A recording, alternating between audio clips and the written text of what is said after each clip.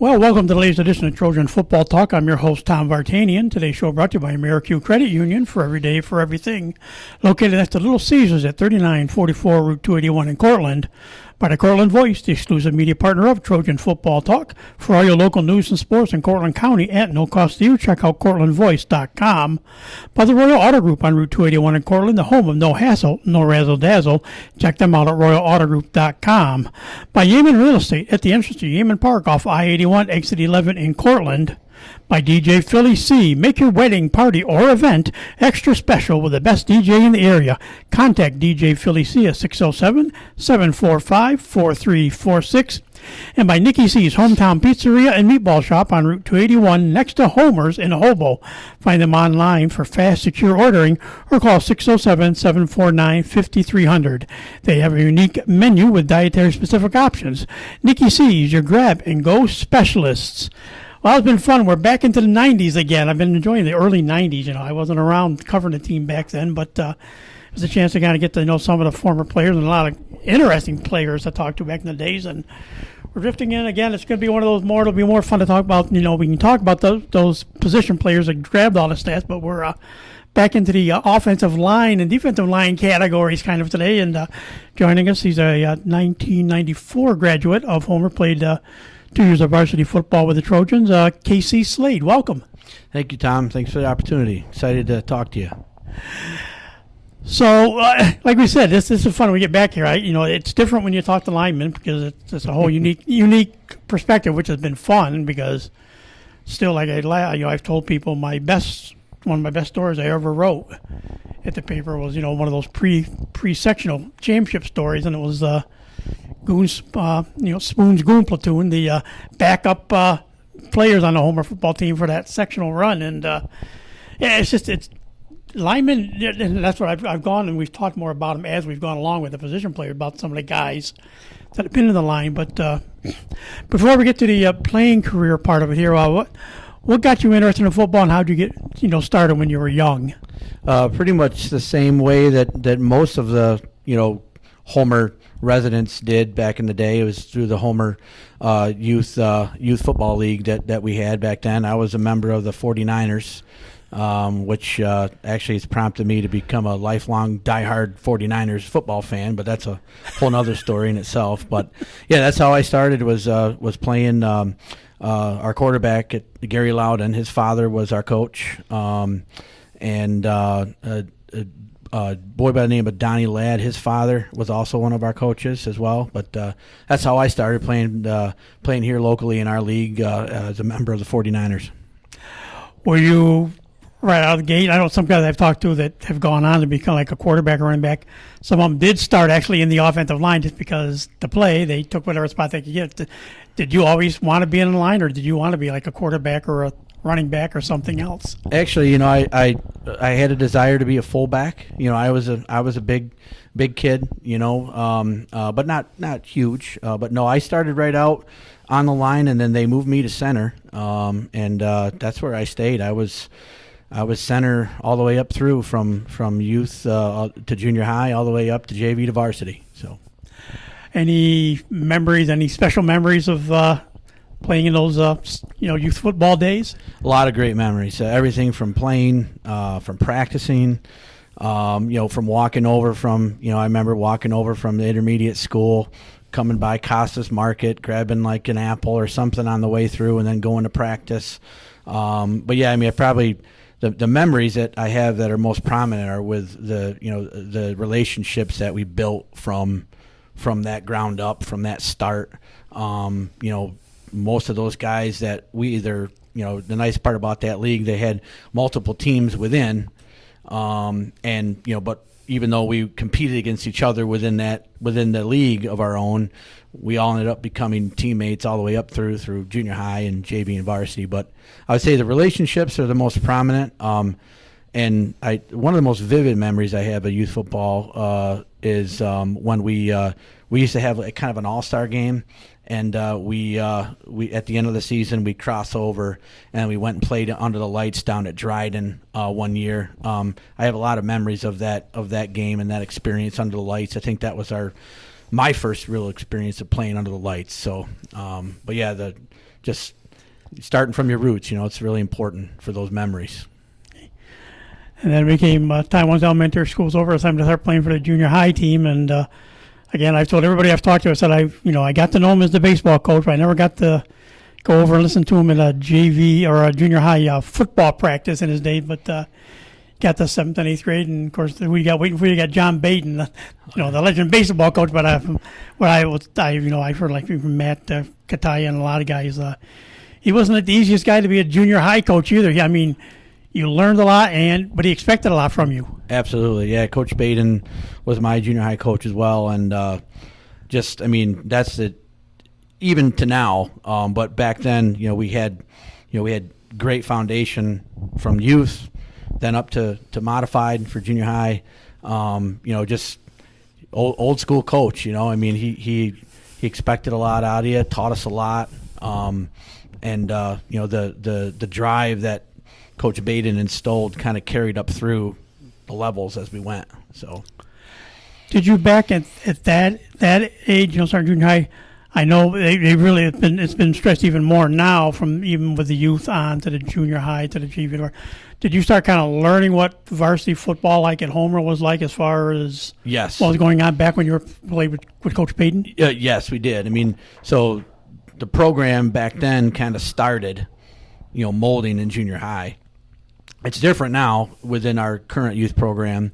I don't remember much of what we were taught in youth as far as the actual, the system, the Homer system. But yeah, the junior high program back then, that's where we laid the foundation of our plays, our blocking schemes, all the way up through to the next level. But yeah, that's where the foundation was laid down with Coach Baden.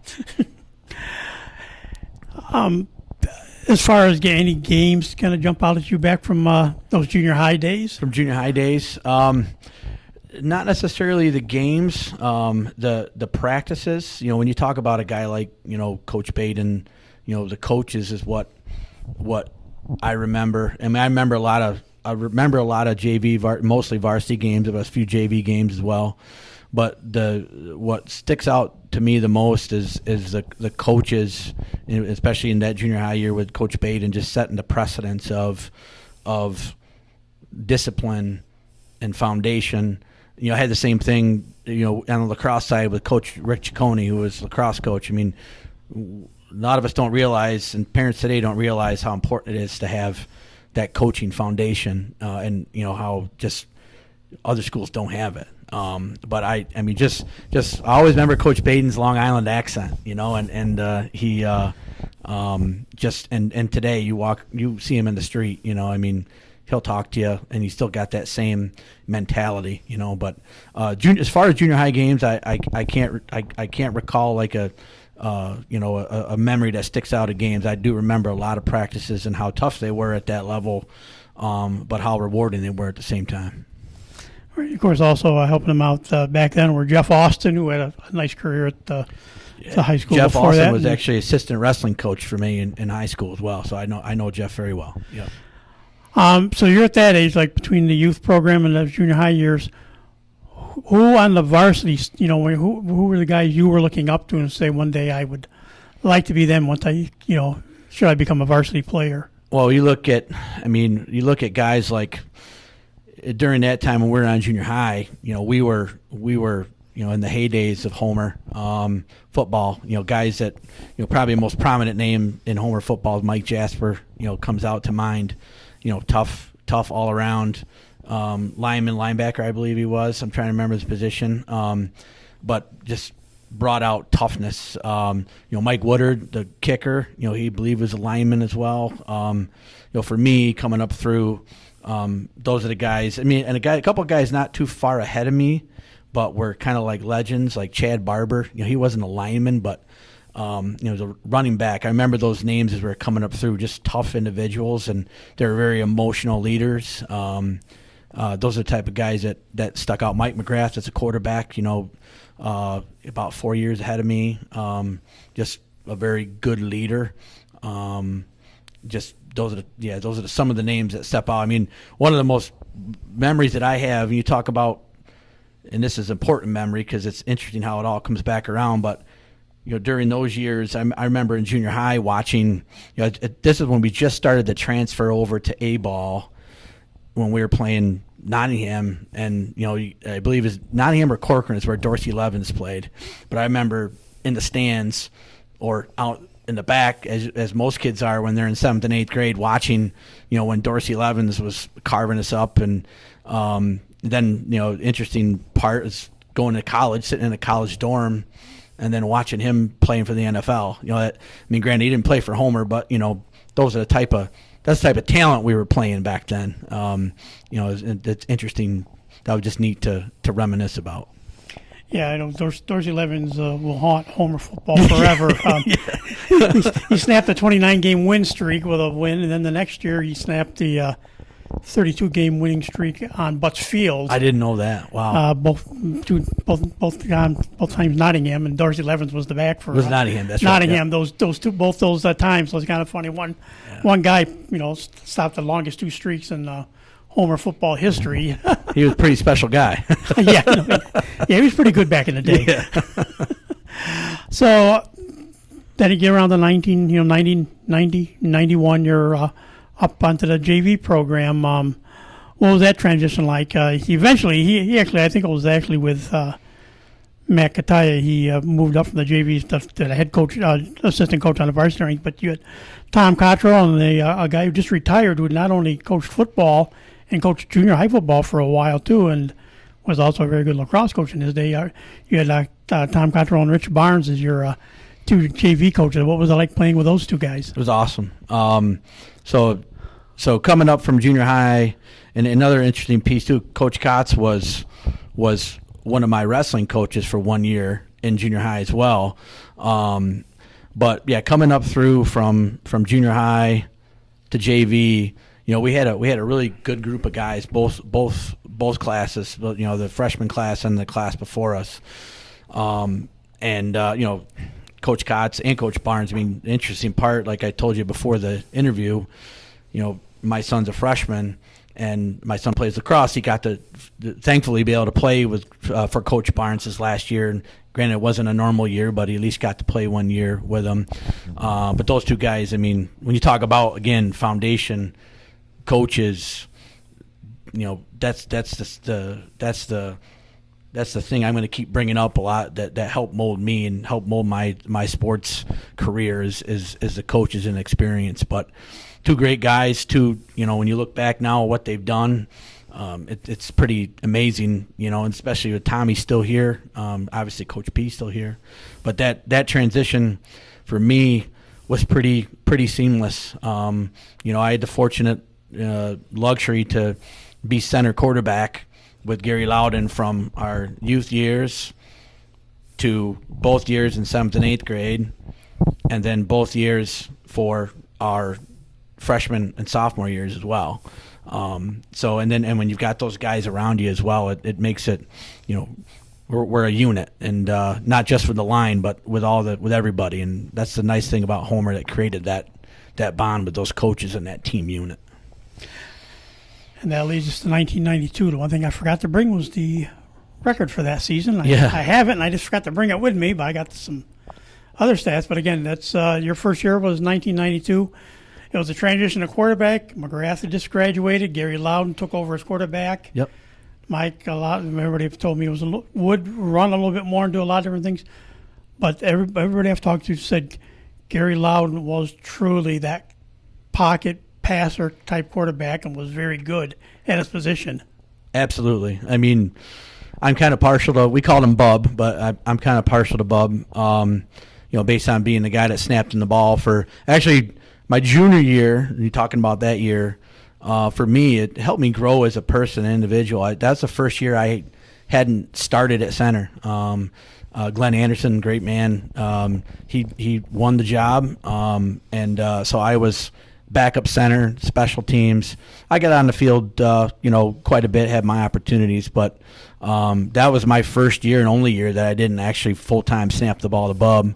But we had a great year that year. But when you talk about Gary, to me, and I've had the luxury of, being local here, seeing the quarterbacks come up through. I haven't seen them all and can't remember them all, but to me, I think Gary would be hands down one of the top quarterbacks that you could have a conversation with in Homer football history.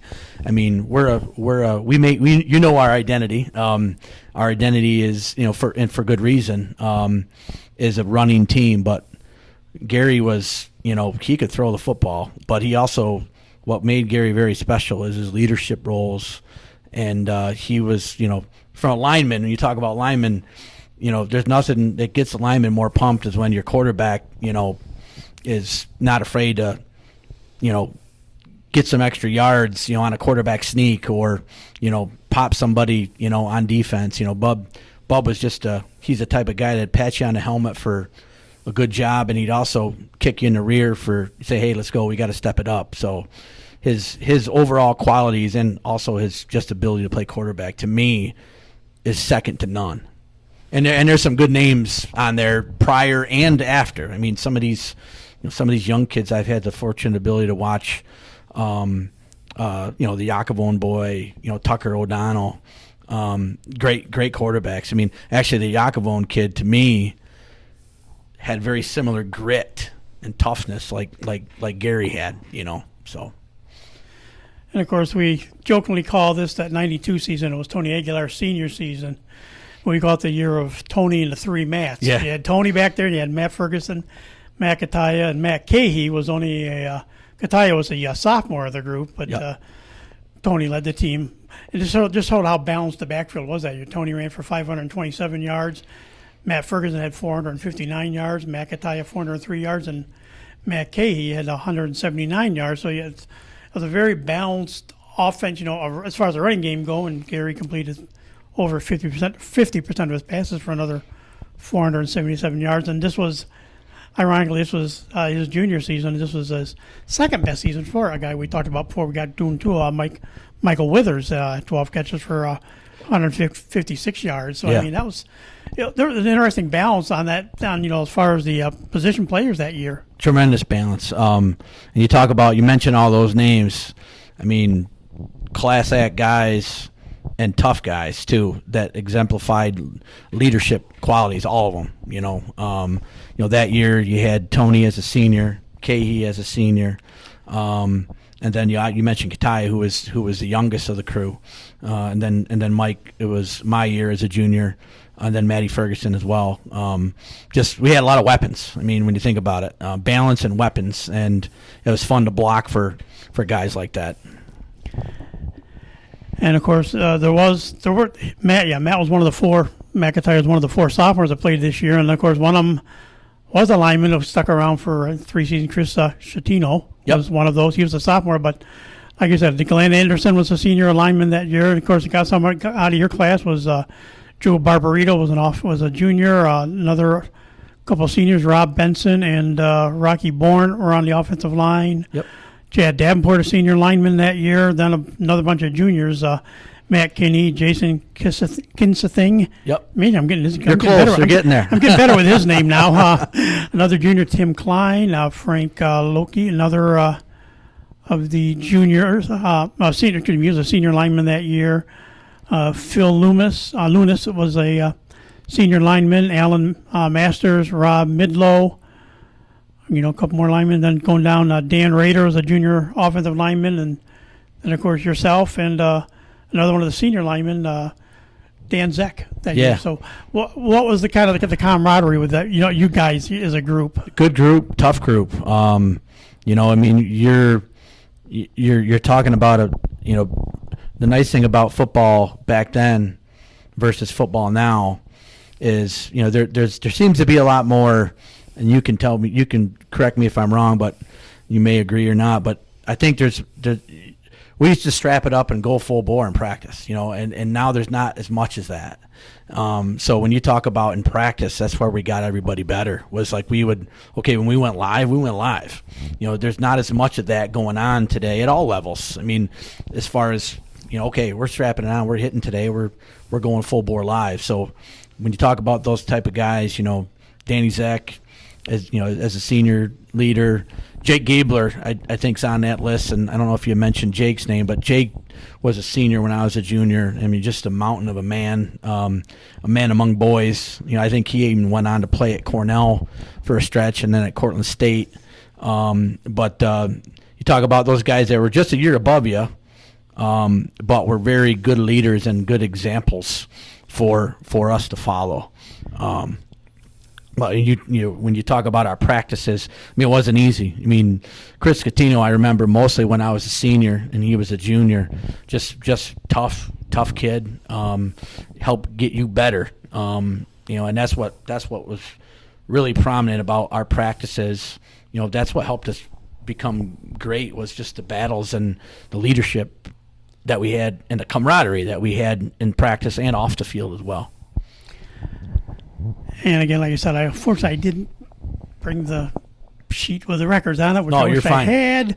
Well, I just like, we go through the game and kind of remember games and Sure. stuff that way. But I guess still, I will say, I guess this senior season was memorable as well. Again, Class A2, tough opponent. A is different from what Class B is now. The Class B now is no cakewalk by any stretch of the imagination. But back then, your senior season, 1993. We affectionately know that was the actually 92. I remember in 92 now, if I'm not mistaken. That was the year of, I think you had 4 losses, and I think every one of them was by 2 points. Correct. So that was the year of the 2-point losses. Yeah. So who knows what the record could have been with a break here or there. Yeah. The two. Well, we had a couple 2-year losses, 2-point losses my senior year as well. But yeah, that junior year we had just a run of. I mean, and the games were close. I mean, there was, if I remember correctly, there were both years, junior and senior, with the exception of in the Dome in Whitesboro, they got a little bit far away from us than we would have liked. But yeah, I mean that junior year. I remember when we were supposed to go to the Dome our junior year, but we ended up having to play at Whitesboro because there was a Billy Joel concert in the Dome, so we got pushed to play at Whitesboro. That was our first experience technically in sectionals, and I think that was a close nail bite game. I remember the weather, fall brisk, it was cold, but yeah, that junior year, losing a couple close games, could have flipped the table, and then you flip over to senior year, it's the same way. I mean, our first game right out of the box, we play the team that we ended up losing to in the sectionals. We lose to them only by two points, and then we turn around and play them our senior year, and it wasn't as close. But yeah, no, it's a lot of things could have if just the quarter would have flipped that our way in a couple of those games, it would have been a little different. Yeah, that was the unit. I think it pretty much. I think if I trying to remember, it was close to the opening of the season was Whitesboro there, and it was a 2-point loss. Then he lost to them in the playoffs. Yeah, I think by 2 points that year, and then like you say, then he opened right your up season with them, and that's the third straight 2-point loss. So it's kind of like. I remember that game very well. I mean, I was a center, and I snapped not only for quarterback exchange, but I snapped for the punts and I snapped for the kicks. For the extra points, and we were up. I remember it very well on the clock. I think there was like a minute and something left, and let the snap go. We punted it away, and they took it back for a touchdown, and that's what sealed it. There ended up we were ahead at that time, and that's what sealed it when they took it back for a punt return for a touchdown, and that's how we lost. It was pretty painful.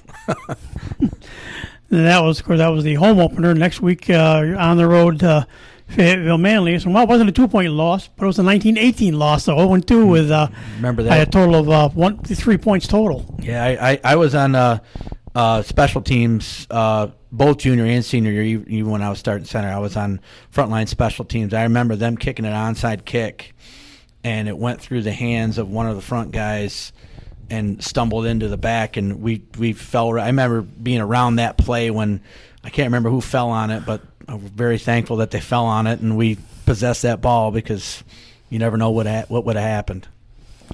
Then week 3 was the first one of the season came. It was only by a touchdown, though, 18-12 at Central Square.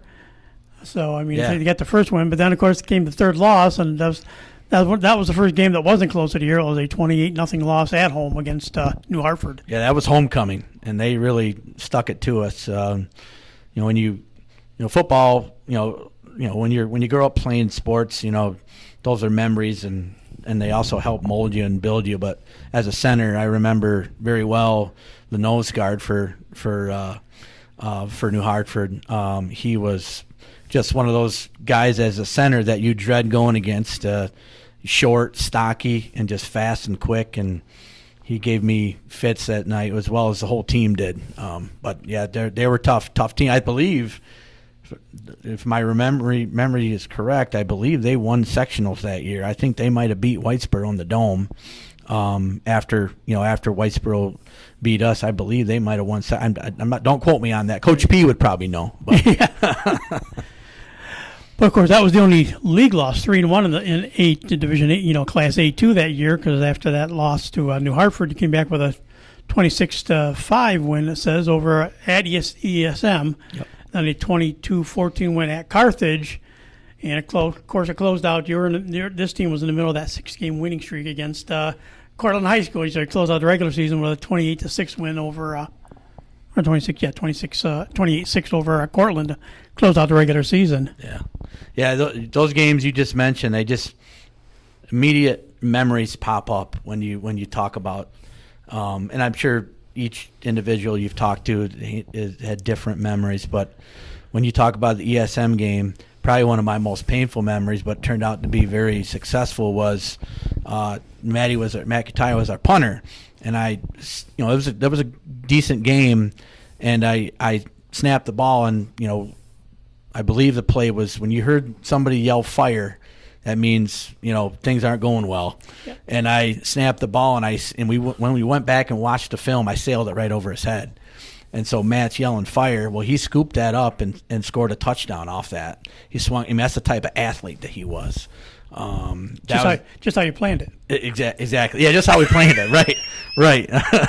That's not what the coaches were saying watching the film. I can tell you that. But no, I mean the ESM game. Then there's history there. Coach Belodoff, who was I remember sitting in elementary school, intermediate school, and Coach Belodoff was a 6th grade teacher. So before Coach P, everybody's looking at Coach Belodoff. He's one of your teachers, and you as a youth football player, you're like, I want to go play for that guy. And then in comes Coach P. So that was the ESM game. And the Carthage game, I mean, we were down at halftime. We were losing. Don't quote me on it, but we were losing, I think 21-0 or 21-7. And if we didn't win that game, we weren't going to sectionals, and we really dug deep up at their place, at night in the cold, North Country, and we dug that one out and won, and that punched us into the playoffs. And then the Cortland game, that's always probably, I mean, they're our crosstown rivals, and the interesting part for me being, 45-year-old man, some of those guys that played against us, we got some of them that now have merged to Homer, and their kids go to school with my kids. So, example, Tommy Guido, he was a quarterback for Cortland our senior year, and so we always talk a lot of trash to each other about how we got one up on him for the jug, but he quickly reminds me that my senior year, my last lacrosse game was in the first round of the sectionals against Cortland. And he quickly reminds me that he ended my last game with a loss. So, but no, I mean that Cortland jug game, that was at home. That was for us seniors. That was our last home game, and that was a lot of fun, especially to come out of there with a victory. So, yeah, and of course it was a win over Cortland the year before.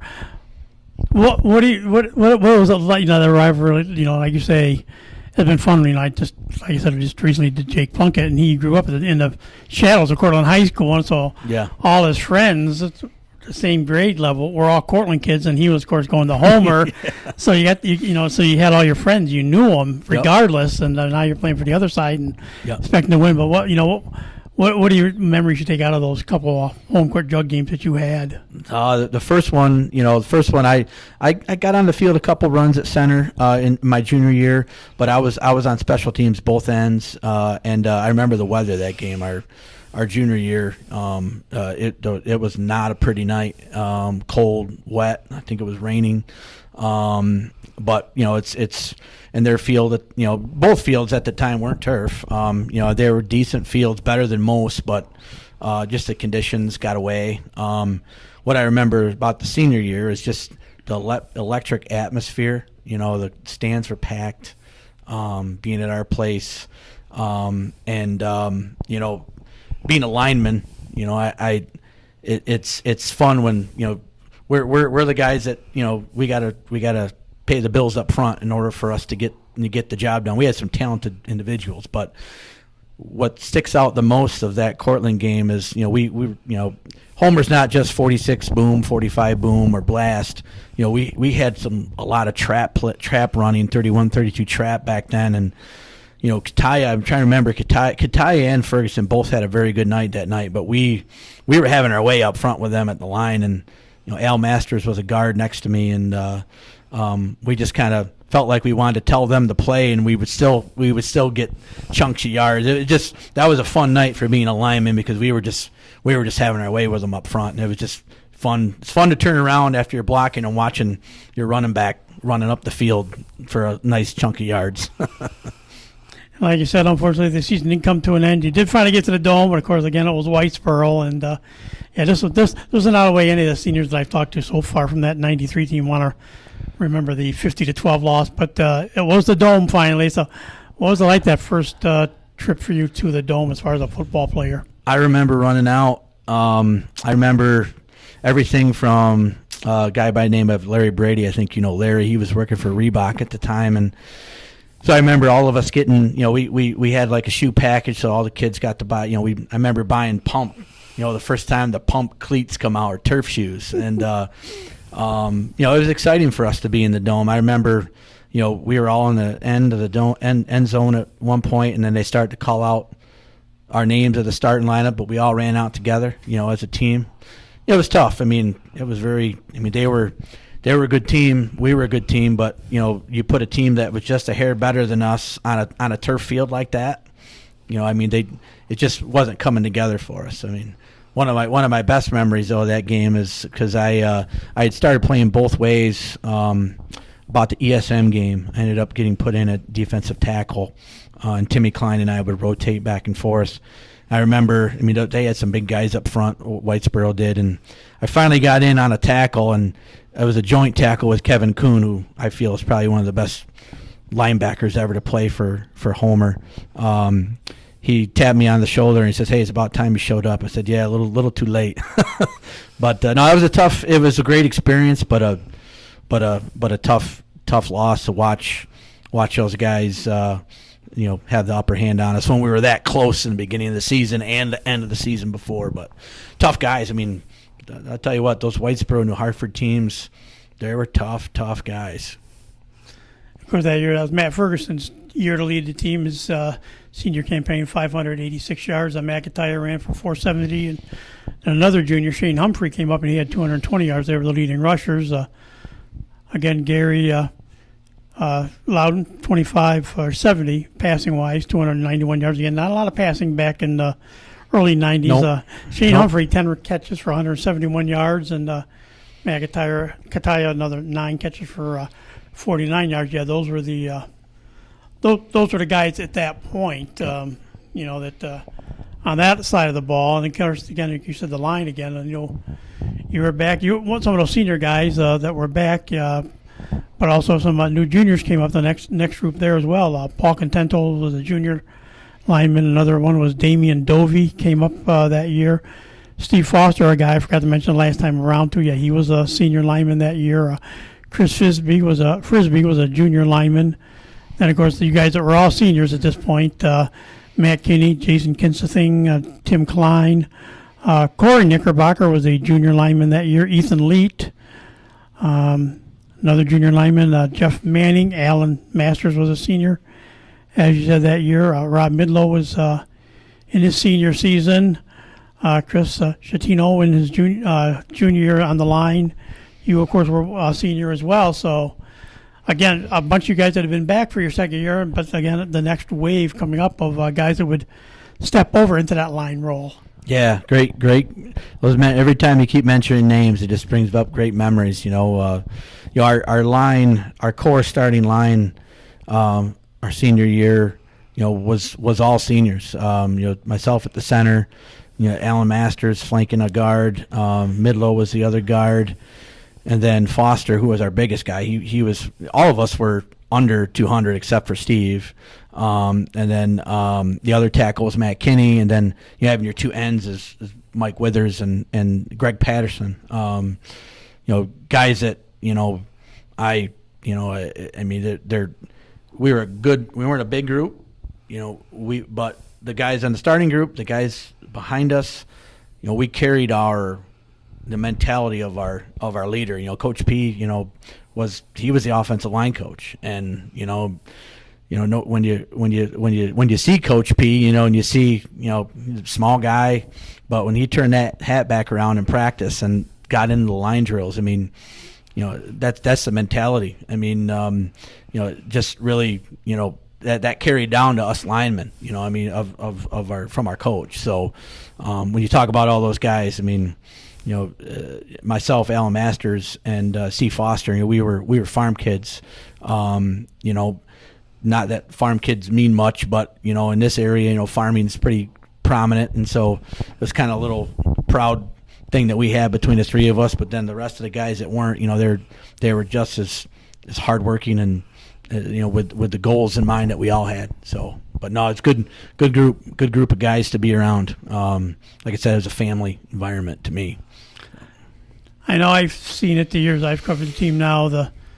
As you come up, if you're a sophomore, lucky enough to come up as a sophomore, but then definitely a junior year, the seniors are the guys that were there, being your mentors, teaching you what to do, how to communicate and everything. And when you're around, you're a senior, it's your turn to, work with those junior linemen. How was that relationship? What are some of the things you had learned that you could pass down to that group that was coming up as juniors that year? Oh, it's just I kind of became like an emotional leader. Followed some of the leadership that we had from our captains.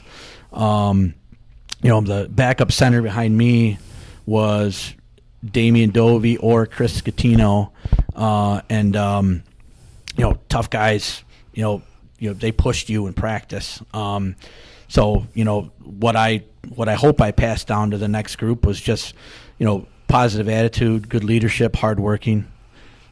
And just go as hard as you could. And that's what we all got from our coaching staff. Like I said earlier, when I was a junior, you talked about the practices back then, of how we just would strap it up and go. That's how we'd get better. I talked about that nose guard from New Hartford. Probably one of the best nose guards to play for Homer is Jason Kintising. And he's the same carbon copy. He was a little bit longer, but 150 pounds. I think he'll tell you he was 170, but he wasn't. He was 150 pounds. And the battles that he would present in practice just to, because we had a lot of 2A players, but some of the best defensive players probably that ever to play the game for Homer, we would line up across for them in practice, as in Jason Kintising and Kevin Kuhn. I guess to answer that question, I think what helped all of us get better and get different traits to pass down into, for the next guys to come is just how we played and how we were, coached. How we talked in the past with different guys, quarterbacks, they kind of run the offense, and they have to work, know what the centers, know what the wide receivers are doing, what the running backs are doing. They work together. But I've seen it, especially in the past 2 years, with the linemen to come along. You guys have your own little kind of code and system you guys work on. What's some of that, what's some of the stuff that goes on? Like you being a center, especially you're the latest, and you're one of the early ones in a line of centers that have come along in the past few years, including Coach's son. Yep.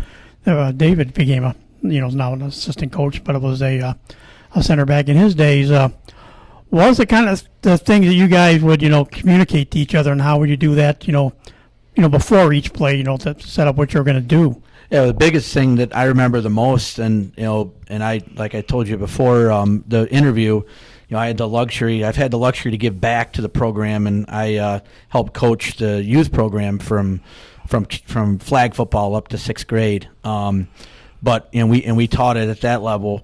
You don't really see it much in the modified because they have certain fronts that they can use. But the biggest thing from a center and from offensive communication is if they're lining up in an odd or even front, meaning even where you've got men lined up over the guards and you've got a middle linebacker breathing down your neck, or they switch up and run the nose on top of you. That's the biggest job of the center is communicating that those formats and echoing it down to the line.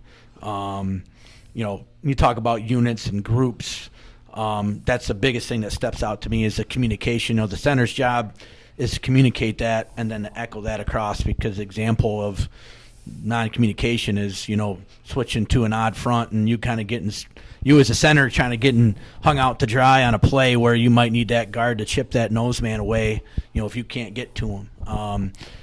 Same thing is lining up, knowing where the linebacker during those fronts, when you call them out, you've got to know where the linebackers are at, and helping that communication. And that was, again, that's coming down from the coaching, and those, and that's a nice thing about you talked earlier in the interview about junior high football.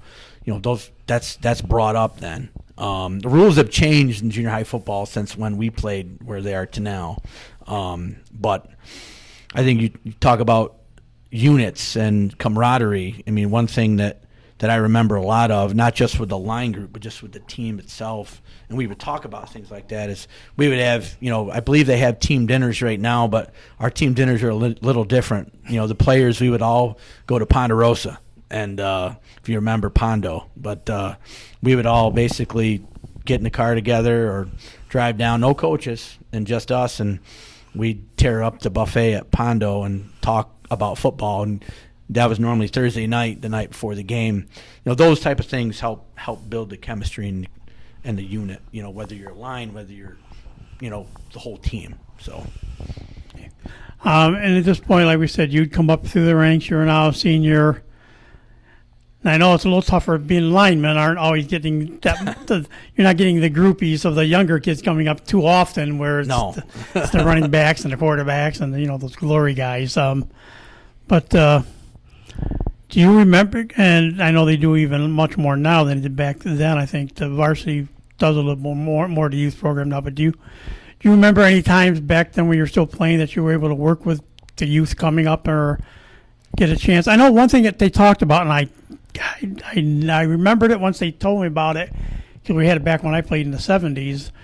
They talked, some of these guys like in your era talked about going over to the the elementary school and handing out footballs to the elementary kids. And I said, I remember those plastic footballs. That's the one big piece that I remember. At that point in time, we were in a little bit of transition, if I remember correctly, during youth football from the league we used to have, and then it went from not having enough players to have our own internal teams, and then we went to a separate league. But giving back, I guess, as far as being involved with the youth, that's what I remember the most, is about handing out footballs. And you talk about now. I'll take this moment because you talk about a program. It starts from the ground up. It starts from the top. With Coach P as a leader.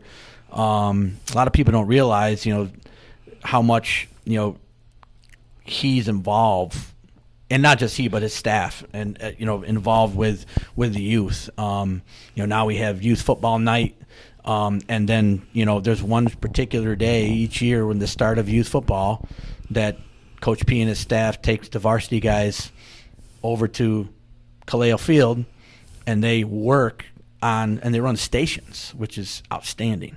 So I guess that I remember we didn't have as much involvement, but it's exciting to see the same guys that were leading us now, starting with those youth guys and bringing them up through. But wish we would have had a little bit more involvement back then. But it's exciting to watch now where that's what's helping our program from the bottom up. And of course, you went on to college, as we talked beforehand too. You went on to play lacrosse, so it wasn't football. Did you have any thoughts of going on to playing college football, or was lacrosse your clear choice? I mean, it's I was fortunate enough to play 3 sports. I played football, I wrestled, and played lacrosse. I didn't start playing lacrosse actually until 8th grade. I got cut from the baseball team, thankfully. That's just I love baseball. I love my time playing baseball, in Little League and stuff like that. But and then I picked up a lacrosse stick, and again, just like the Homer football program, we had some great foundation there with Coach Ciccone all the way up through. I loved football. I love playing it. I miss it. Still miss it today. Like I told you, my son's a freshman and had his first day of double sessions today. If you ask him, he'd probably tell you that I would want to run out there with him with my pads. But I do miss football. There was, I was undersized lineman. I was 175 pounds. I kind of knew, what, even though I loved football, I just knew that never really pursued it. Never was an option. Thankfully I had an opportunity that most don't get to go on to college and play lacrosse. And, some of the, just like my high school days, college experience, not just sports wise, but academics were some of the most life-changing times of my life. Playing lacrosse was, I played at Shenandoah University in Winchester, Virginia. We had our success. We didn't have a lot of success on the winning column, but some of these guys, your coaches that mold you there, and just like in what we're talking about with our program in Homer, those coaches and teammates, become lifelong friends, whether you know it or not.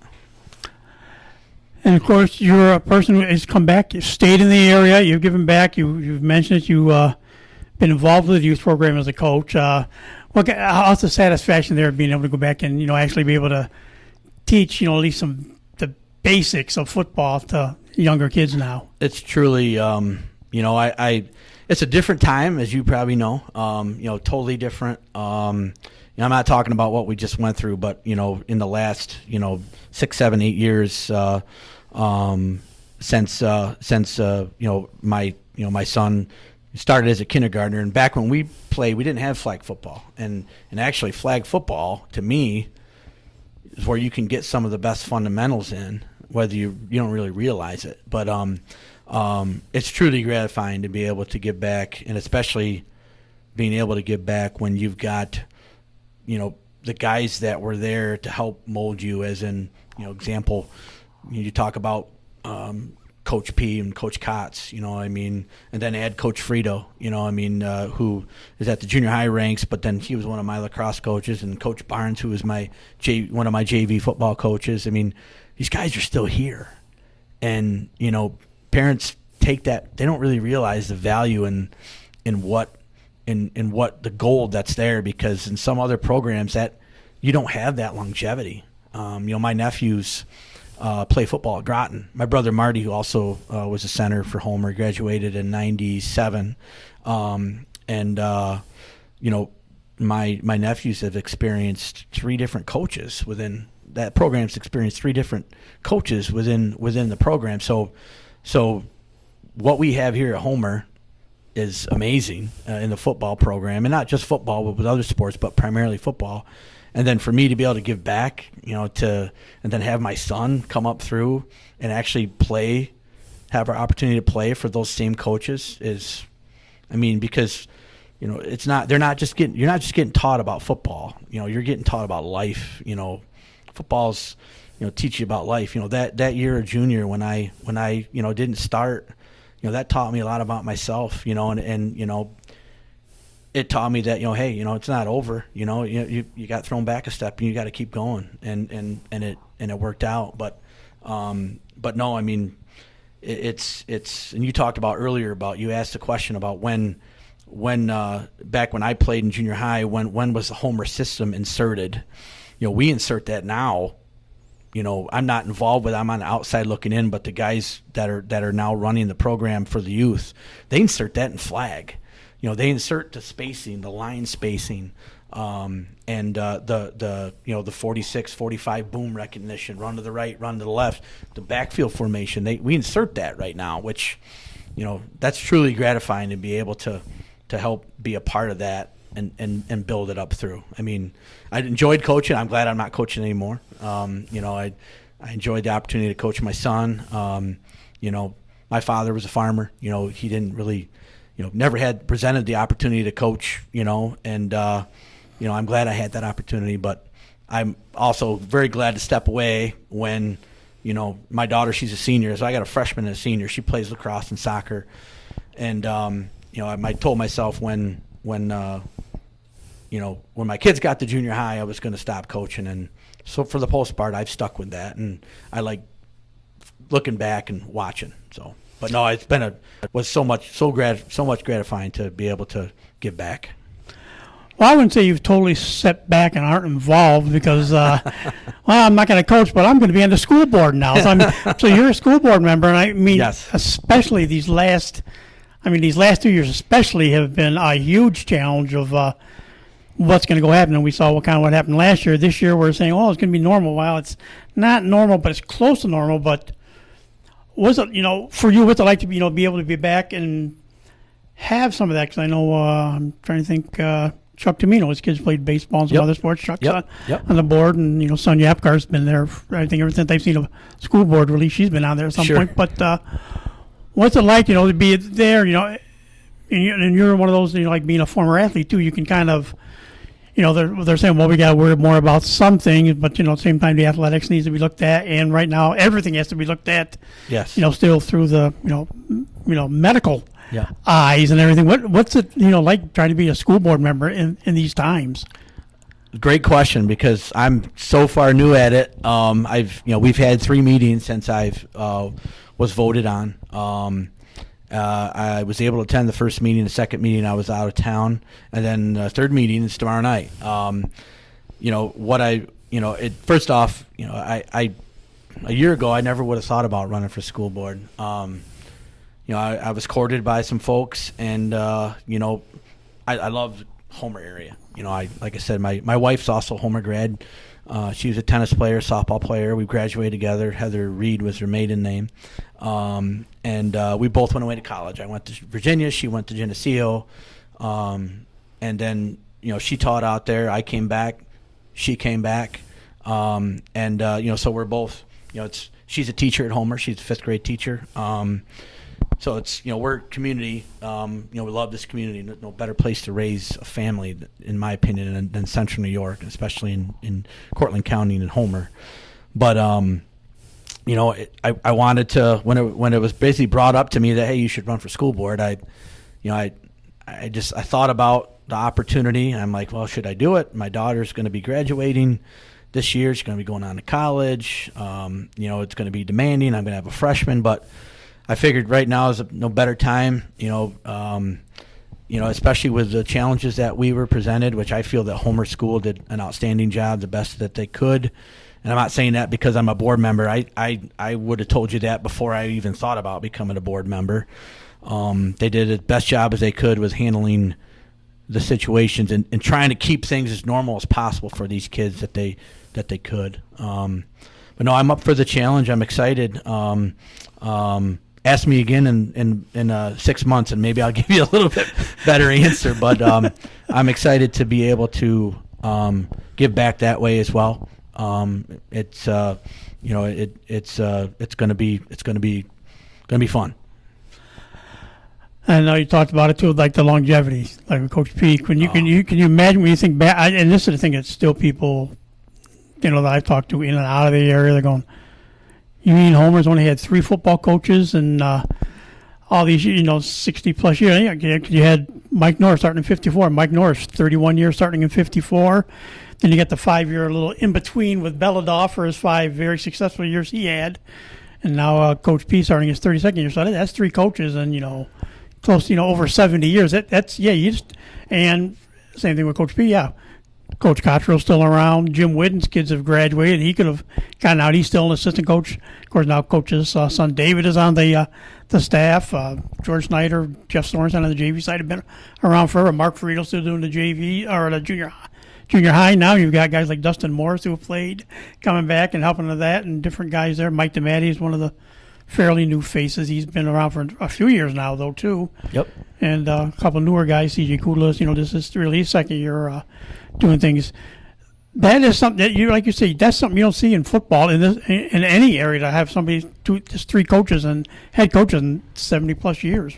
Tells you a lot about the men, and not just men, women within, we've got some longevity on the women's side as well.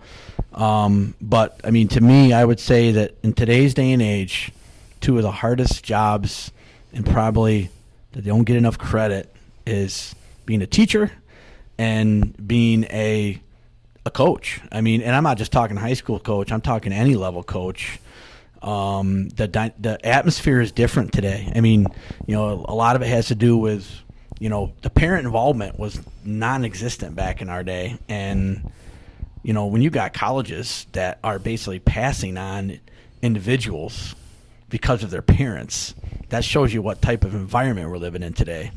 So for us to have that longevity of in all, especially the Homer football program, I mean, it's amazing. And when you said, I actually, it just really sat with me when you said for all those years we've only had 3 head football coaches, and it shows you like Coach Basilic, Coach Kotz.